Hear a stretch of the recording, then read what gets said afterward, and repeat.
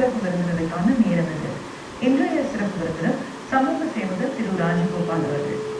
ஒரு சமூக சேவகரா நம்ம சுத்தி இருக்கிற சமூகத்துல எந்த மாதிரியான பிரச்சனைகள் இருக்கு, இந்த பிரச்சனைகளை தீர்க்கறதுக்கு நாம எப்படி குரல் கொடுக்கிறோம், அதுவும் குழந்தைகளுக்கான பிரச்சனைன்னு வரும்போது அதை எந்த அளவுக்கு கவனத்தோடு நம்ம எடுத்துட்டு போறோம். குழந்தைகள்னு வரும்போது பெண்களும் சரி ஆண் குழந்தைகளும் சரி சிறு வயதிலேயே தொழில்கள் எல்லாம் ஈடுபடுத்தப்படுறாங்க. அந்த நிலை மாறணும்னா என்ன பண்ணணும்னு பல விஷயங்களை இன்னைக்கு நம்ம அவர்கிட்ட கேட்டு தெரிஞ்சுக்கலாம். ஒரு சமூக சேவகரா என் நிகழ்ச்சிக்கு உங்களை நாம முதல்ல வரவேற்கும் சார். ஒரு சமூக சேவகர் அப்படின்னு சொல்லும்போது பொதுவாக ஒருத்தர் நம்ம சுற்றி இருக்கிறவங்களுக்கு யாராவது ஒரு பிரச்சனை இருக்குது அப்படின்னா அதுக்கு உதவி செய்யணும் அப்படின்னு நினைக்கிறதே ஒரு நல்ல மனோபாவம். ஆனால் நம்ம சுற்றி இருக்கிற சூழ்நிலை, நம்ம சமுதாயம் எல்லாம் நல்லபடியாக வளரணும் அப்படின்றதுக்காக நிறைய தன்னார்வ தொண்டு நிறுவனங்கள் அவங்களால முடிஞ்ச அளவுக்கு உதவியை செஞ்சுட்டு தான் இருக்காங்க. அந்த முறையில் குழந்தைகளுக்கான பிரச்சனை அப்படின்னு வரும்போது அதுக்கு குரல் கொடுக்கணும் அப்படிங்கிறதுக்கான ஒரு வேகம் இன்னைக்கு நிறைய தன்னார்வ தொண்டு நிறுவனங்களுக்கும் இருக்குது, தனி மனிதனுக்கும் இருக்குது. தானாக உதவணும் அப்படின்ற ஒரு எண்ணத்தோடு இருக்காங்க. அதையெல்லாம் தாண்டி இன்னைக்கு பார்த்தீங்கன்னா குழந்தைகள் அப்படின்னு வரும்போது அவங்களோட பிறப்புரிமை என்ன, அவங்களுக்கான முழுமையான உரிமைகள் என்ன, அதெல்லாம் சரிவர அவங்களுக்கு கிடைச்சிருக்கா, இன்னும் எதையுமே அடையாத ஒரு நிலையில குழந்தைகள் இருக்காங்களா அப்படின்னு நம்ம பார்க்க வரும்போது குழந்தை தொழிலாளர்களாக இன்னும் ரொம்ப ரொம்ப பேர் இன்னும் இருக்கிறத பார்க்கணும். அதற்கான குழந்தை தொழிலாளர் துறை அந்த முறைக்கான எதிர்ப்பு சட்டம் நடைமுறைக்கு வந்திருந்தாலும் இன்னும் குழந்தை தொழிலாளர்கள் இருக்கிற ஒரு சூழல் நம்ம பார்க்குறோம். அந்த விஷயத்தை பொறுத்த வரைக்கும் அதுக்கு எதிர்ப்பாக குரல் கொடுத்துட்டு ஒரு அமைப்பு மூலமாகவும் நீங்கள் செயல்பட்டு இருக்கீங்க. பொதுவாக இன்னைக்கு குழந்தைகளோட நிலைப்பாடு என்ன, குழந்தை தொழிலாளர்களாக எந்தெந்த தொழில்களாக அவங்க ஈடுபடுத்தப்பட்டு இருக்காங்க, அதுவும் பெண்கள் அப்படின்னு வரும்போது இன்னும் அதிக கவனம் தேவையாக இருக்கு. அவங்களுக்கான பிரச்சனை என்ன, இப்போ அதெல்லாம் மாறணும் அப்படின்னா எந்த மாதிரியான ஒரு சூழல் தேவைப்படுது அப்படின்னு ஒரு சமூக ஆர்வலராக உங்களோட அனுபவங்களை எங்கள் நேயர்களோடு இன்னைக்கு நீங்கள் முழுமையாக பகிர்ந்துக்கணும் சார். முதல்ல இந்த சமூக பிரச்சனை, குழந்தைகளுக்கான பிரச்சனை அப்படின்னு வரும்போது இன்னைக்கு குழந்தைகளோட நிலைப்பாடு எப்படி இருக்கு சார்? குழந்தைகள் அப்படின்னு எடுத்துக்கிட்டிங்கன்னா இன்னைக்கு இன்றைய சூழலில் 2 விதமான குழந்தைகளை நம்ம சமூகத்தில் பார்க்குற மாதிரி ஒரு சூழல் இருக்குது. ஒரு குழந்தைகளுக்கு எல்லா வாய்ப்புகளும் கிடைக்கிற குழந்தைகள் இன்னைக்கு இருக்கிறாங்க, வாய்ப்புகள் அற்ற குழந்தைகள் இருக்கிறாங்க அப்படின்றத பார்க்குறோம். ஒவ்வொரு நிலையிலும் குழந்தைகளுடைய வேறுபாடுகள் தெரிய வருது. உதாரணத்துக்கு எடுத்துக்கிட்டோம்னா கிராம குழந்தைகள், நகர குழந்தைகள் அப்படின்ற வித்தியாசம் இருக்குது. கிராம குழந்தைகள் அப்படின்னு எடுத்துக்கிட்டிங்கன்னா அவங்களுக்கு கல்விக்கான சூழல் பெருவாரியே கிடைக்குதா அப்படின்னா இல்லை அப்படின்றது. உதாரணத்துக்கு சொல்லணும் அப்படின்னு எடுத்திங்கன்னா இன்றைய சூழ்நிலையில் பள்ளிக்கு போய் குழந்தைகள் படிக்கிறன்றதே மிகப்பெரிய சுமையாக இருக்குது. உதாரணத்துக்கு இன்னொரு இன்னைக்கு அரசு பள்ளிகள் நிறைய இடங்கள் மூடிக்கிட்டு இருக்க ஒரு சூழல். 4 குழந்தைகளுக்கு ஒரு பள்ளி, அது 4 குழந்தைகளுக்கு ஒரு ஆசிரியர், ஈராசிரியர், 5 ஆசிரியர்கள், 2 குழந்தைகள் படிக்கிற பள்ளிக்கு 3 ஆசிரியர்கள் அப்படின்ற ஒரு சூழல் இருக்குது. இன்றைக்கு கால சூழல் எடுத்துட்டோம்னா நிறைய இடங்களில் அரசு பள்ளிகள் மூடுற ஒரு சூழல் வந்துட்டு இருக்கு. அப்படி இருக்கும்போது அருகாமை பள்ளி அப்படின்ற ஒரு சூழல் மாறி பள்ளின்றது ஒரு தூரமான சூழ்நிலை உருவாயிருமோ அப்படின்ற ஒரு பயம். இது எப்படின்னா வசதி குறைவான குழந்தைகளுக்கு வாய்ப்பு குறைவாகும். வசதியான குழந்தைகள் தனியார் பள்ளிகளில் எங்கே இருந்தாலும் அங்கே போய் படிக்கிற ஒரு சூழல் அமையும். ஆனால் இப்படி வசதி வாய்ப்பற்ற குழந்தைகளுக்கு என்ன ஆயிரும்னா கல்வின்றதே ஒரு வாய்ப்பற்ற ஒரு நிலையை அடையும். இப்படி வரும்போது சமமான ஒரு சூழல் இங்கே இருக்காது. அப்படி இல்லைன்னா கல்வி மறுக்க குழந்தைகள் தொழிலாளர்களாக மாறுறதுக்கான சூழல் அதிகமாக இன்னைக்கு இருக்கின்றதான் நமக்கு பார்க்கணும். கண்டிப்பா. இப்போ அந்த குழந்தைகளுக்கான தேவைகள் அவங்களுக்கு ஒரு ஏற்ற இறக்கமான ஒரு சூழலெல்லாம் நம்ம வாழ்ந்துட்டு இருக்கோம் அப்படின்னும் போது அடிப்படை தேவைகளை கூட பூர்த்தி செய்ய முடியாத ஒரு நிலை நம்ம ரொம்ப மனசுக்கு வேதனையான ஒரு விஷயமா தான் இருக்கு. அதிலும் அதிகப்படியா குழந்தைகள் பல தொழில்களில் ஈடுபடுத்தப்படுறதையும் பார்க்கலாம். பொருளாதாரம் காரணமாக அதை சொல்லலாம். இருந்தாலும் அப்படியும் அது தப்புன்னு சட்டம் மூலமாக நம்ம வலியுறுத்தி சொன்னாலும் நிறைய பேர் இந்த மாதிரியான பல தொழில்களில் ஈடுபடுத்தப்படுறது பார்க்கலாம். பொதுவாக எந்த மாதிரியான தொழில்களில் சிறு குழந்தைகள் ஈடுபடுத்தப்படுறாங்க? இதை சொல்றது முன்னாடி சொல்ல வேண்டியது உதாரணத்துக்கு என்னன்னா, இப்போ நான் விருதுநகர் மாவட்டத்தை சார்ந்தேன். இப்போ எங்கள் மாவட்டம் தொடர்ந்து பல்வேறு வருடங்களாக மதிப்பெண் அடிப்படையில் முதன்மையான மாவட்டமாக இருந்தது. இருந்தாலும் என்னுடைய மாவட்டத்தை இன்னும் சொல்லுவாங்க குழந்தை தொழிலாளர் மிகுந்த மாவட்டம்னு சொல்லுவாங்க. இது ஏன் இந்த ஒரு நிலை அப்படின்னா, இப்போ நான் என்னுடைய கல்வி பருவத்திலையும் சரி கல்லூரி பருவத்திலையும் சரி நான் என்னுடைய கல்லூரியை சுற்றியும் என்னுடைய பகுதிகளிலையும் நிறைய குழந்தை தொழிலாளர் இருக்கிறத வந்து நான் பார்க்குறேன். உதாரணத்துக்கு வந்து தீப்பெட்டி தொழிற்சாலைகளில், பட்டாசு தொழிற்சாலைகளில் நிறைய குழந்தைகள் வந்து வேலை பார்க்குறாங்க அப்படின்னு. இந்த நிலை குறித்து நம்ம வந்து யோசிக்கும் போது தான் இந்த மாதிரி பணிகளுக்குள்ள நம்ம ஈடுபடுறோம் அப்படின்றது. இப்போ இன்றைக்கும் அந்த நிலை மாறலாம். முன்னாடி இருந்த நிலை தான் இன்றைக்கி இருக்குது அப்படின்றத முயற்சிகள் போன்றவங்க இருக்கிறோம் அப்படின்னாலும் கூட மாறுறதுக்கான சூழல் வந்து வேறு வேறு வடிவங்களில் வருது அப்படின்றது. இப்போ உதாரணத்துக்கு வந்து முன்னாடி வந்து தொழிற்சாலைகளை வேலை பார்க்குற குழந்தைகள் இன்றைக்கு வீட்டில் வந்து வேலை பார்க்குற குழந்தைகளா பள்ளி நேரத்துக்கு நின்றும் பள்ளி நேரத்துக்கு நின்றும் அப்படின்ற ஒரு சூழல் வந்து இன்னைக்கு இருக்கிறத நம்ம வந்து கண்கூட பார்க்கணும். இப்போ அந்த வீட்டில் இருந்தபடியே வேலைக்கு போகிறாங்கன்னு சொல்லிட்டு பார்த்தீங்கன்னா அவங்களே சொன்னீங்க உங்களோட மாவட்டத்தில் தீப்பெட்டி தொழிற்சாலை அது மாதிரி நீடிட்டு இதெல்லாம் சட்டப்படி சிறுவர்கள்லாம் வேலை செய்யக்கூடாதுன்னு சொன்னோடனே வீட்டிலேயே இருந்து பெற்றோர்களுக்கு உதவி செய்யறது நம்மளால தடுக்க முடியல. அதனால அடிப்படை கல்வி கூட கிடைக்காம போகிறதுக்கான வாய்ப்புகள் இருக்கு. இப்போ இந்த குடும்ப தொழில் அதன் மூலமா நம்ம வந்து அவங்களை தடுக்க முடியாது அப்படின்னு வரும்போது இதை எப்படி எந்த மாதிரியான ஒரு தொழில்கள்லாம் வீட்டில் இருந்தபடியே வந்து செய்யலாம்? உதாரணம் சொல்லணும்னா வந்து ஐக்கிய நாடுகள் ஒரு சபை வந்து என்ன சொல்லணும்னா ஐநாவின் குழந்தை உரிமை உடன்படிக்கை என்ன சொல்லணும்னா 18 வயது வரை வந்து குழந்தைகள் அப்படின்னு சொல்லுது. அந்த குழந்தைகளுக்கு வந்து குழந்தைகளாக வாழ்றதுக்கான அனைத்து உகந்த சூழ்நிலைகளையும் வந்து ஏற்படுத்தி கொடுக்கணும் அப்படின்றது ஒரு உடன்படிக்கை கூறப்படுது. அந்த உடன்படிக்கையில் இந்தியா வந்து கையெழுத்து. அந்த உடன்படிக்கைப்படி இந்திய கையெழுத்துக்கிறது இன்றைய சூழல் இருக்குதா அப்படின்னா இல்லை. உதாரணத்துக்கு சொல்லணும்னா வந்து ஒவ்வொரு மாவட்டத்திற்கும் ஒவ்வொரு விதமான தொழில்களில் வந்து குழந்தைகள் ஈடுபடுத்தப்படுறாங்க.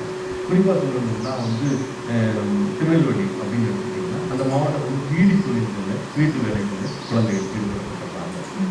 ஏற்கனவே நான் சொன்ன மாதிரி வந்து பள்ளிக்கு போகிறதுக்கு முன்னாடி பள்ளிக்கு போய் வந்தது. நம்ம பொதுவாக நம்ம என்ன சொல்கிறோம்னா அந்த பீடிக்கு அந்த மூலப்பொருளாக இருக்கிற வந்து நுகர்றது வந்து நல்லது இல்லை, குழந்தைகளுக்கு நல்லது, பெரியவர்களுக்கு நல்லதுன்னு சொல்லுவோம். ஆனால் பார்த்தீங்கன்னா அதை தான் இன்றைக்கி வந்து குழந்தைகள் வந்து அன்றாடம் செய்கிற ஒரு சூழல். ஏற்கனவே சொல்லிட்டேன் எங்கள் மாவட்டம் நான் சாப்பிட்டு மாவட்டம். அடுத்த மதுரை அப்படின்னு எடுத்துக்கிட்டீங்கன்னா இந்த மதுரை மாவட்டத்தில் மிட்டாய் கம்பெனிகளுக்கு உறுப்பு கம்பெனிகளுக்கு வந்து அங்கேயும் பிற மாநிலங்களுக்கும் குழந்தைகள் வந்து அனுப்பப்படுறாங்க பணியாளர்களாக அப்படின்னு. அடுத்ததாக இருக்கிற திண்டுக்கல், கோயம்புத்தூர், ஈரோடு இந்த மாவட்டங்களில் பெண் குழந்தைகளுக்கான வந்து பணிகள் வந்து அதிகமாக ஈடுபடுத்துகிறாங்க. உதாரணத்துக்கு வந்து பஞ்சாலைகளும் தொழிற்சாலைகளும் பெண் குழந்தைகள் 7-8 படிக்கிற வயசில் இருக்கிற குழந்தைகள் வந்து அந்த பணியில் ஈடுபடுத்தப்பட்டு அவங்க வாழ்வியல் சூழ்நிலை அவங்க அந்த இளமை அந்த குழந்தை பருவத்துக்கான வந்து ஒரு சந்தோஷத்தை கூட இன்னைக்கு இழக்கிறாங்க அப்படின்றாங்க. இந்த மாதிரி போகிற குழந்தைகள் வந்து நிறைய வந்து ஒப்பந்த அடிப்படையில் வந்து பணியில் அமர்த்தப்பட்டு பின்னர் வந்து அவங்களுடைய வாய்ப்புகளை மறுக்கப்பட்ட ஒரு சூழ்நிலை வர்றாங்க. எதிர்காலத்தில் வந்து அவங்களுடைய ஒரு அந்த வாழ்வியலில் ஒரு முழுமையான வளர்ச்சி இல்லாமல் அது வந்து பாதுகாப்பற்ற பணிகளில் ஈடுபடுத்தப்பட்ட ஒரு சூழ்நிலையில் தான் இன்னைக்கு இருக்காங்க அப்படின்றது. இது சேலம் எடுத்துக்கிட்டிங்கன்னா அங்கே வந்து கொலுசு பட்டிருக்கிறது. திருவள்ளூர் மாவட்டம், சென்னை போன்ற குழந்தைகள் வந்து இல்லைன்னா செங்கல் சூளைகள் வந்து குழந்தைகள் அமர்த்தப்படுறாங்க. இப்படி ஒவ்வொரு மாவட்டமும் வந்து ஒரு சுருக்கி சொல்கிற பணிகள் வந்து குழந்தைகளாக இருக்கிறாங்க. பொதுவாக சொல்லணும்னா நம்ம எல்லாருக்குமே தெரியும் வந்து உணவு விடுதிகளில் குழந்தைகள், பெண் குழந்தைகள், ஆண் குழந்தைகள் வந்து இருக்கிறதும் வந்து சிறு சிறு வணிக நிறுவனங்கள் இருக்கிறதும் அப்படின்னு சொல்லி சென்னை எடுத்துக்கிட்டிங்கன்னா வணிக நிறுவனங்களில் வந்து தென் மாவட்டத்தை சேர்ந்தவரை வந்து குழந்தைகளாக இருக்கிறவங்க வந்து 18 வயது நிரம்பாதவங்க பணியாளர்கள் அமர்த்தப்பட்டோம் நம்ம இன்றைய பார்க்க சொன்னோம். இப்படி எல்லா இடத்துலையுமே வந்து தொழிலாளர்கள், குழந்தை தொழிலாளர்கள் இருக்கிறது. இப்போ குழந்தை தொழிலாளர்கள் அப்படின்னு வரும்போது ஒவ்வொரு மாவட்டத்திலையும் ஏதோ ஒரு காரணத்தினால குழந்தை தொழிலாளர்கள் வந்து முழுமையாக ஒரு தொழிலில் ஈடுபடுற ஒரு கட்டாய சூழலுக்கு தள்ளப்படுற நிலையை தான் நம்ம பார்த்துருக்கோம். நீங்கள் பெண்களையும் குறிப்பிட்டு சொன்னீங்க சார், 1-2 இடங்களில் 7ஆம் 8ஆவது வகுப்பு படிக்கவும் அந்த காலகட்டத்தில் இருக்காங்க. அப்போ பெண்களுக்குன்னு வரும்போது அவங்களுக்கான பிரச்சனையே இன்னும் பல விதமாக இருக்கும். பெண்களுக்கு எதிரான சட்டங்கள்லாம் வந்து நிறைய கொண்டு வந்திருந்தாலும் இன்னும் வந்து நம்ம பல இடங்களில் பல செய்திகளில் நம்ம பார்க்குறோம் பெண்களுக்கு எதிரான வன்கொடுமைகளும் நடந்துகிட்டே இருக்கிறத நம்ம பார்த்துட்டு தான் இருக்கோம். இப்போ இந்த மாதிரி பெண்கள் ஒரு கட்டாயமாக ஒரு தொழிலில் ஈடுபடுத்தப்படும் போது அவங்க சந்திக்கிற பிரச்சனைகள் என்னவா? இப்போ உதாரணத்துக்கு சொன்னீங்கன்னா நம்ம ஏற்கனவே நான் சொன்ன மாதிரி வந்து சிறு வயதில் இருக்கிற பெண் குழந்தைகளை அதாவது ஒரு 10வது முடிக்கிறதுக்கு முன்னாடியே பெண் குழந்தைகளை வந்து ஒப்பந்த அடிப்படையில் இந்த மாதிரி பணிகளுக்கு செலுத்தும் போது அவங்க வந்து ஒரு விடுதியில் தங்க வைத்து உள் விடுதி, அதாவது பணி செய்கிற இடத்துக்குள்ளே இருக்கிற விடுதியில் தங்க வைத்து வந்து பணியில் அமர்த்தப்படுறாங்க. நம்ம பொதுவாக சொல்லுவோம் 8 மணி நேரம் வந்து ஒரு பணியாளர் இருக்கலாம் அப்படின்னு. இது வேலைக்கு அமர்த்துறதே தவறு குழந்தைகளை. மேலும் வந்து அதிகப்படியான நேரங்கள் வந்து அவங்களுக்கு வந்து கொடுக்கப்படுது. அந்த நேரங்கள்ல இருக்கணும், வேலை பார்க்கணும் அப்படின்னு. இந்த பண்டிகை காலங்களில் ஒரு நாள் 2 நாட்கள் வந்து லீவில் வந்தால் கூட அதற்கு வந்து ஒரு நாளைக்கு 5 நாட்கள், ஒரு வாரம் வந்து கூடுதலாக வந்து பணி செய்யணும் அப்படின்னு நிர்பந்திக்கப்படுறாங்க.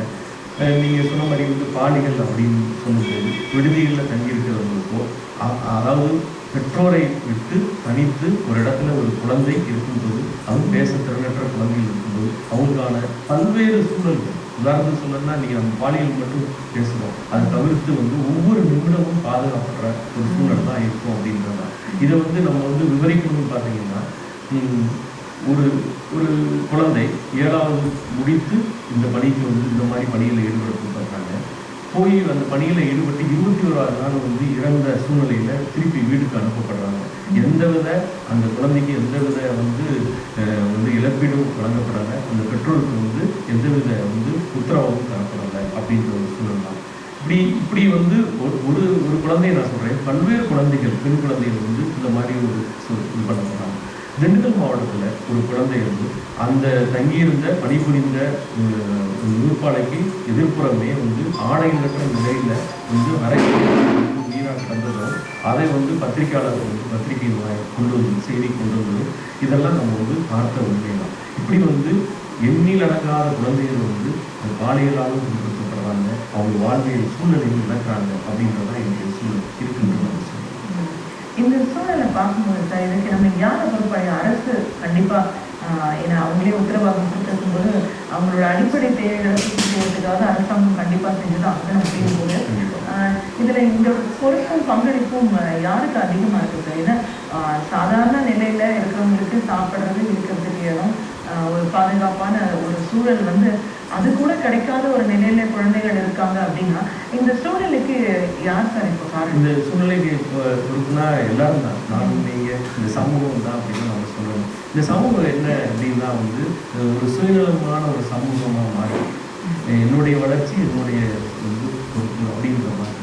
ஆனால் வந்து இந்த சமூகத்தில் இருக்கிற அனைத்து நபர்களும் ஒன்று, அதாவது ஒரு குறிப்பிட்டு சொல்லணும்னா இன்னைக்கு ஒரு குழந்தைக்கு வந்து குழந்தை தொழிலாளராக மாறுறான் அப்படின்னா அந்த குழந்தை தொழிலாளர் வந்து நாளைக்கு எங்கள் வீட்டு குழந்தையும் உங்கள் வீட்டு குழந்தைக்கான ஒரு எதிர்ப்பான நபரா. ஏன்னா குழந்தை தொழிலாளர் நிறைய பேர் குற்றவாளிகள் ஆகிறாங்க அப்படின்ற கருத்துக்கள். அப்படி நீங்கள் பார்க்கும்போது நம்ம குழந்தையை நல்லா வளர்க்குறோன்றது மட்டும் இல்லாமல் இந்த சமூகத்தில் இருக்க அனைத்து குழந்தைகளும் நல்லா வளர்க்கப்படணும், நல்லா வந்து ஒரு பொதுவான ஒரு சூழலில் வாழணும், அனைத்து குழந்தைகளுக்கான வாய்ப்புகளுக்கு கொடுக்கப்படணும் அப்படின்றதான். இதை சொல்லும்போது இந்த அரசு என்ன செய்யணும் அப்படின்னு கேட்டீங்கன்னா, ஒவ்வொரு குழந்தைகளுக்கான வாய்ப்புகள் வந்து கண்டிப்பாக இருக்கணும். உதாரணத்துக்கு சொல்லணும்னா வந்து பொதுவாக நாங்கள் சமூக பணிகளில் நாங்கள் சொல்லக்கூடிய ஒரு விஷயம் என்னன்னா, குடும்பத்தில் குழந்தைகளுக்கான பங்கேற்பு, குடும்பத்தில் முடிவெடுக்கிறது இல்லை, குடும்பத்தில் வந்து அவங்களுடைய வந்து செயல்பாடுகளில் குழந்தைகளுடைய கருத்துக்கள் வந்து மதிக்கப்படணும் அப்படின்றது. அடுத்ததாக பள்ளிகளில் வந்து குழந்தைகளுக்கான வாய்ப்புகள் கொடுக்கணும், அவங்களுக்கான பங்கேற்புக்கான தளங்களை ஏற்படுத்தி தரணும் அப்படின்றதும் இருக்கு. அடுத்ததாக இருந்ததுன்னா சமூகத்தில் வந்து குழந்தைகள் வந்து மதிக்கப்படணும். உதாரணத்துக்கு நம்ம சொல்கிறோம், இலவச பஸ் பாஸ் நம்ம கொடுக்குறோம், ஆனால் அந்த வாங்கிட்டு போகிற குழந்தை வந்து அந்த பஸ்ஸில் வர்ற கஷ்டங்கள் வந்து நம்ம நிறைய பேருக்கு வந்து நமக்கு தெரியறது இல்லை. ஒவ்வொரு நேரம் வந்து இலவசம்ன்றது வாங்கினதுனால அந்த குழந்தைய வந்து அநாகரிகமாக நடத்தப்படுறாங்க. நீங்கள் குழந்தைகிட்ட அதை பேசும்போது அவங்க சொல்லுவாங்க, ஓசி பஸ் தானே நீ, அப்படி போ, முன்னாடி போ, மெல்ல வர வேண்டியதானே இப்படின்ற பேச்சுகள், அதாவது குத்தல் பேச்சுக்களை விட அவங்க வந்து பயணம் பண்ணுறாங்க. அடுத்து அரசுலையும் வந்து பங்கேற்பு தளம் கொடுக்கும். அரசு வந்து என்ன பங்கேற்பு தளம் கொடுக்கணும் அப்படின்னா, திட்டங்கள் தீட்டும் போதும் சட்டங்கள் கொண்டு வரும்போதும் குழந்தைகளுடைய கருத்துக்களை வந்து கேட்கும். குழந்தைகளுக்காக தான் கொண்டு வரும் அப்படின்றது.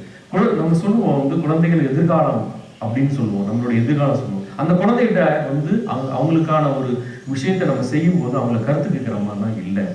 இப்ப நான் சொன்ன இந்த 4 தளங்கள்லையும் குழந்தைகளுக்கான பங்கேற்பு தளம் வந்து இல்லை அப்படின்றதான் எந்த இடத்துலையும் இல்லை. அப்படிங்கும் போது அப்புறம் அந்த குழந்தைகள் வந்து இப்ப நம்ம என்ன சொல்லுவோம்னா, நீ வந்து நல்லா வளரணும், எதிர்காலத்துல நீ வந்து பொறுப்புள்ள நபரா மாறணும்னு நம்ம சொல்ற நம்மளே வாய்ப்புகள் தர்றதில்லை, வீடுகளிலேயே வாய்ப்புகள் தர்றதில்லை.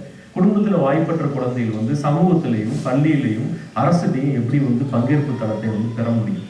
ஒரு பெற்றோரே நம்மளுடைய குழந்தைகளுக்கான வாய்ப்பை நம்ம தரலைன்னா அப்புறம் எப்படி இந்த இடங்கள்ல வந்து அவங்களுக்கு வாய்ப்பு கிடைக்கும்? அப்படி கிடைக்கிறதுக்கான சூழல் வந்து எப்படி அமையும் அப்படின்றது. குழந்தைகளுக்கான வாய்ப்புகள் வந்து தரணும். இன்னைக்கு வாய்ப்பு மறுக்கப்பட்ட குழந்தைகள் தான் இன்னைக்கு நம்மளுடைய சமூகத்தில் இருக்கிறாங்க. டார்க் ஸ்பாட்கள் ஏன் விடாப்பிடியாக இருக்கின்றன? அவை போகவில்லை.